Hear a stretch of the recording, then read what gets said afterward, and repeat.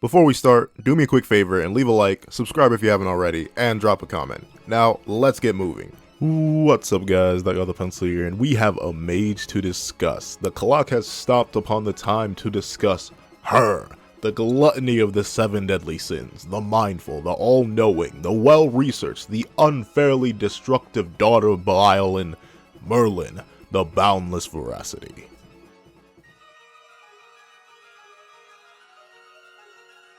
Now, I've talked about some weird characters in this series so far.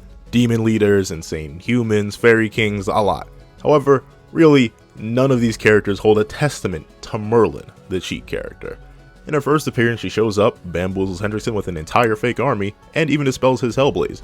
She then breaks open the perfect cube after revealing herself, and then dips out from the final battle with Hendrickson.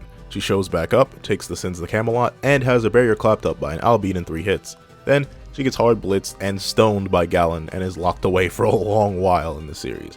Finally, she pulls back up on Grey Road and Fraudron, gets Infinity revealed, slaps up Grey Road with ease, and then alongside her fellow sins, defeats Melascula.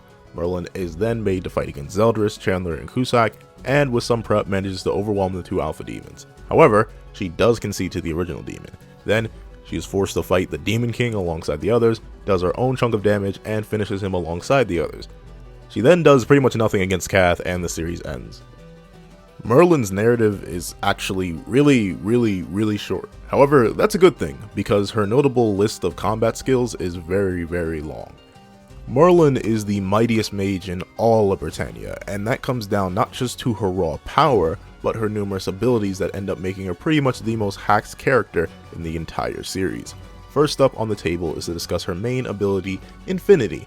This means Merlin has an endless pool of magical stamina to pull from, being able to activate any one of her spells and have it last forever, along with her being able to endlessly activate spells such as teleportation, not having to worry about magical stamina.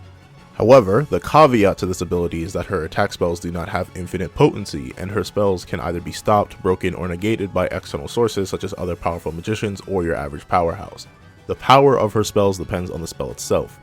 This ability allows her to do pretty much whatever she wants magic-wise. She can then enhance her attacks by feeding more power into them, drastically empowering them with Enchant Infinity.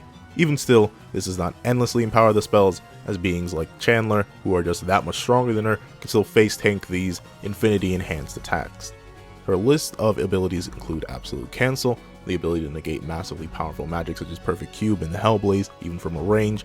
Her combat spells consist of Endless Whirl, a wind spell that draws in targets to contain them, Firestorm, a fire spell that, well, burns things alive, Icicle Castle, an ice spell typically used for containment, Shock Stinger, a paralysis spell used to knock people out, and the beam of energy known as Exterminate Ray, which is a generic beam of energy that vaporizes anything that has no special quirks to it. She can also combine all of the elements into Double Impact, a spell which tests the opponent with a lighter blast of magic and slowly wears down at their resistances by deciding which one the opponent is weak to, and it constantly increases in power and is constantly restored due to her ability, Infinity. Merlin can make all her attacks hone in on her opponent naturally with automatic seeking, removing her need to aim. Merlin can also create effective illusions that trick people as skilled as Hendrickson. She can fly around with absolute ease and teleport herself to places, and can also make her spells invisible and impossible to track, even by people who are adept at sensing magic like Chandler and Cusack. She can also sense magic from miles away, and top this off with Perfect Cube, a barrier which reflects attacks back at people with the same force used to strike the barrier, and even blocks teleportation. She also has rather strong telekinesis, and to top it all off, she can use Chrono Coffin, which allows her to stop time in an area, which takes a certain amount of time to actually cast. However, she does not actually stop here. To push further, she has natural resistance to curses of the underworld like commandments, possession, and brainwashing techniques, thanks to the blessings from the Supreme Deity and Demon King. She can also amp herself with Power Limit Break, converge attacks with full power conversion, and she can seal away the magic of her opponents. Now, that's a lot. And I left out things that either had little or no combat application, as there were a lot of them. Finally, her main weapon is Alden. It just acts as a channel for her magic and as a backup soul container if Merlin truly needs it. Its Sacred Treasure release has not been revealed to us yet. Now you can see why Merlin is actually fully insane with all of these abilities. However, where do we put her in all her points in the narrative? Well, let's talk about that. We have to split Merlin into 3 different Merlins, beginning of Series Merlin, or Pre-Infinity Merlin, whichever you want to call her, then Infinity Merlin, and finally End of Series Merlin. Okay, so here's the issue with beginning of Series Merlin. She's featless, with one exception. She smacks Vivian. However, that's really it. She vanishes before the final battle, so we honestly have no idea where she stacks up relative to her fellow deadly sins off that one, and really the only point of reference we have is her power level and her one feat. She's not stronger than peak beginning of series Meliodas with Lost Vein and Berserk, who was able to at least hold down Galen for a moment. She's not stronger than full power King, who managed to one-shot an Albion on his own. She doesn't have a feat that compares to Bond, who casually slapped Red Demon Hendrix in stories down. She doesn't even have a feat that testifies to her durability like Diane does. And honestly, this may seem weird, but she doesn't have a feat of eating attacks or dealing damage like Gother does when he fought Dreyfus. All she has is her power level, which she herself states is unreliable. And remember, back then, Merlin has not even remotely shown off any of her hacks abilities up to this point. Am I saying she's the weakest sin? Yeah, sort of, if you're going purely by feats. Given her pure power level, if we just want to accept that at face value, she would actually be the third strongest out of all the sins because her number is higher than the rest of them.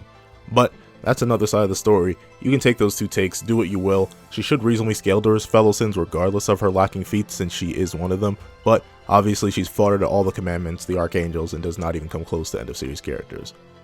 For Infinity Merlin, she has some hefty feats to her name now. With these feats, such as dominating Grey Road and defeating the true form Chandler and Cusack with some time and support, along with surviving Zeldris at all, she actually snatches the number 5 spot in terms of the sins right before end of series, and number 4 before Full Wings King exists, and actually number 3 before Post Purgatory Bond exists. She scales better than Post Training King, Diane, and Post Memories Gother by fighting the two top class demons. However, she simply is outclassed by beings like Escanor, who saved her from Zeldris and allowed her to set up her magic minefield in the first place, and is especially inferior to characters like Meliodas post-resurrection and assault mode, as she had to rely on Escanor to stop him, and Meliodas has better feats such as no diff and Cusack, scaring Chandler, and casually slapping both Estarossa and Zeldris. She falls beneath Full Wings King once he pops up thanks to him annihilating 4 Commandment Mael and actually getting ready to one-shot the original demon from a range, where she was unsure of her capabilities to even fight the original demon and win. She falls beneath Post-Purgatory Bond because she admits loss to the original demon, while Bond boxes on even ground with the Demon King Meliodas' body, who is much stronger than the original demon. She does concretely scale above Gother and even a pre-end of series Droll stance Diane. In terms of commandments, by fighting Chandler and Cusack, she scales above pretty much all of them, only hard stopping at Zeldris. She would struggle with beings like 4 Commandment Mael though, but he's not really a commandment anymore, so he doesn't count. For Archangels, she stops right before Mael and Astral/True Body Ludishel, because both are able to fight the original demon, and in Mael's case, one-shot and empower the original demon. For end of series Merlin, she's in the same spot, if not actually a bit lower. She stands no chance against characters like Post-Purgatory Meliodas with any of his transformations, whether it be Demon, Mark, True Magic Form, or Assault Mode. She stands no chance against Final Shine Escanor, who without his Sacred Treasure was still able to damage the Prime Demon King of all characters, not to talk of any of his transformations like the One or the One Ultimate. Post-Purgatory Bond with Corchus absolutely wrecks her. None of them at all are even in the range for Merlin to try and fight. And it's unlikely she surpasses King, as while she does a bit of damage to the Prime Demon King, she caught him off guard with a fake out, damaging him once. Meanwhile, King was going in alongside Escanor and Bond, doing damage after damage. She's actually in contention for being weaker than Droll's Dance Diane, who was able to move and harm the Demon King while she got one hit, but she does still scale solidly above base Diane and Post Memories end of series Gother, so she's still doing good in the number 5 spot. However, she does now scale above all the commandments, though only in power. She's still liable to get slapped up by a Demon King's power Zeldris, easily scales above all the Archangels by being willing to fight the Demon King, and all around does really good in terms of the series itself. Now, for some quick out-of-verse scaling. This is only for the date of which this video goes up and will lack in-depth explanation.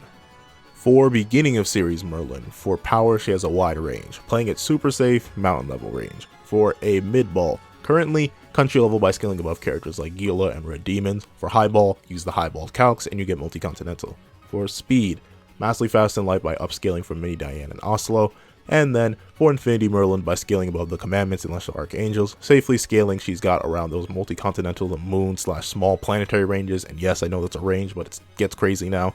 Mid-ball, around those planetary to large planetary ranges, and given the lore meta support, she's actually nearing those dwarf star levels by scaling so drastically above characters like Grey Road. Speed, it's still massively fast and light plus, but just even faster than before.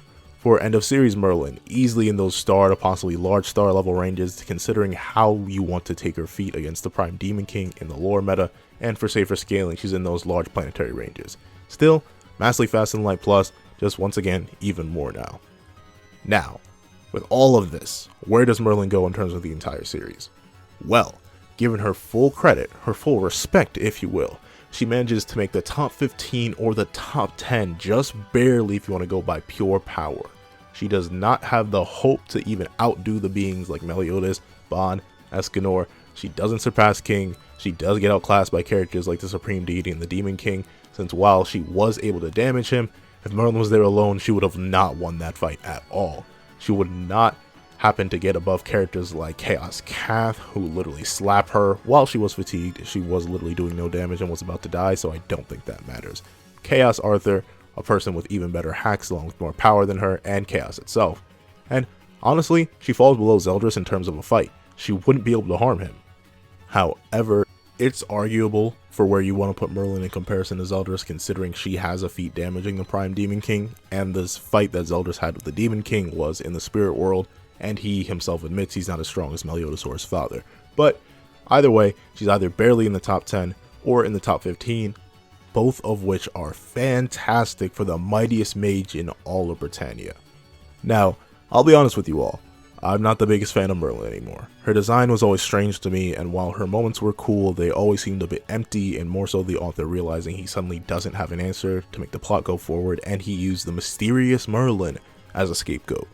And with her final motivation for releasing Chaos, doing it all for unrequited love for Meliodas rather than genuine scientific interests, it really just slaughtered her character for me. In my mind, all Merlin was a consistent excuse for the author to constantly make the series keep moving forward, so far even for a sequel series. However, I can respect that function.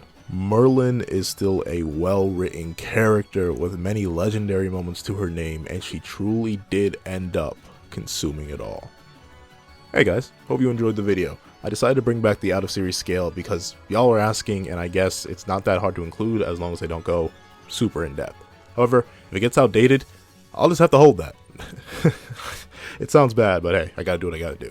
Next up, I'm probably doing Gother or Diane, and I'm writing both scripts. Whichever you guys want to come first will come first. However, before either of those, a 7 Deadly Sins speed video is coming through. Thank you guys so much for watching. Please remember to like, share, comment, and subscribe, and I hope you guys have a wonderful day. This is That Guy with the Pencil, writing off.